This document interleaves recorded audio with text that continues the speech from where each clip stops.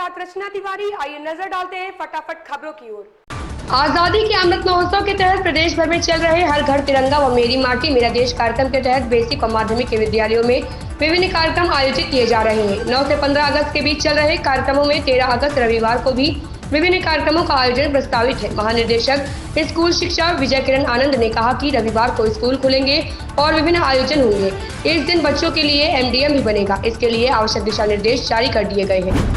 शाही इमाम ने हरियाणा में 9 दंगों और चलती ट्रेन में एक रेलवे पुलिस जवान द्वारा 4 लोगों की हत्या जैसी घटनाओं का हवाला देते हुए कहा कि PM मोदी और गृह मंत्री अमित शाह समुदाय के बुद्धिजीवियों के साथ बातचीत करें। उन्होंने कहा कि देश के मौजूदा हालात को देखते हुए वह बोलने को मजबूर है। जाति जनगणना का मुद्दा उत्तर प्रदेश में फिर गर्मा रहा है। विधानमंडल सत्र के दौरान राज्य सरकार ने जहां केंद्र का विषय बताते हुए जाति जनगणना कराने से इनकार कर दिया है, वहीं सपा, बसपा और कांग्रेस इसकी पुरजोर मांग कर रही है। बिहार में चल रही जाति जनगणना के प्रयोग को यहां भी मुद्दा बनाने की विपक्ष की पुरजोर कोशिश है। प्रधानमंत्री नरेंद्र मोदी वीडियो कॉन्फ्रेंस के जरिए पश्चिम बंगाल के हवाड़ा में हो रहे भाजपा के पंचायती राज परिषद कार्यक्रम में शामिल हुए। इस दौरान उन्होंने विपक्ष पर जमकर हमला बोला। उन्होंने कहा कि विपक्ष ने मणिपुर मामले में सिर्फ राजनीति की है। विपक्ष ने मणिपुर के लोगों के साथ सिर्फ विश्वासघात किया है। वे मणिपुर पर चर्चा ही नहीं करना चाहते थे। संसद में अविश्वास प्रस्ताव लेकर आए, फिर वोटिंग से भाग गए। दिल्ली सेवा विधेयक को राष्ट्रपति द्रौपदी मुर्मू ने मंजूरी दे दी है। इसी के साथ अब यह कानून बन गया है। भारत सरकार की अधिसूचना में राष्ट्रीय राजधानी क्षेत्र दिल्ली सरकार संशोधन अधिनियम 2023 को लागू करने की जानकारी दी गई है। इससे पहले सरकार ने 7 अगस्त को संसद से दिल्ली सेवा विधेयक पारित हो गया था। राज्यसभा ने 102 के मुकाबले 131 मतों से दिल्ली राष्ट्रीय राजधानी क्षेत्र शासन संशोधन विधेयक 2023 को मंजूरी दी थी। लोकसभा ने इसे 3 अगस्त को पास कर दिया था।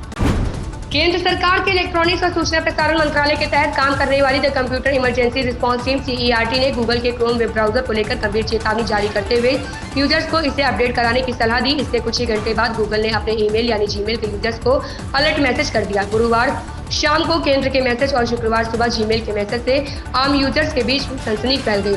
जिन लोगों ने अपने ईमेल को एक्सेस नहीं किया है उन्हें इस परेशानी का अंदाजा नहीं, लेकिन बिहार सरकार की IT टीम अलग अलग स्तर पर इन दोनों मैसेजों के अलर्ट पर काम करने लग गई है, क्योंकि ऐसा नहीं होने से स्थायी तौर पर जीमेल खाते इनएक्टिव हो जाएंगे, रिकवर नहीं हो सकेंगे। राजस्थान में विधानसभा चुनाव के लिए चंद महीनों का ही समय बचा है। इस बीच आरोप प्रत्यारोप का दौर शुरू हो चुका है। प्रदेश में पिछले दिनों कांग्रेस विधायक की जूते चटवाने वाली घटना पर केंद्रीय मंत्री गजेंद्र शेखावत ने तीखी टिप्पणी की है। केंद्रीय मंत्री ने कहा कि कांग्रेस विधायक द्वारा दलित व्यक्ति से जूते चटवाने की घटना बताती है कि यह अंग्रेजों के वंशज है या दलित को इंसान नहीं मानते हैं। केंद्रीय मंत्री ने बीकानेर में छात्र की हत्या पर कहा कि पुलिस का किसी को गिरफ्तार नहीं किया जाना संदेहास्पद है।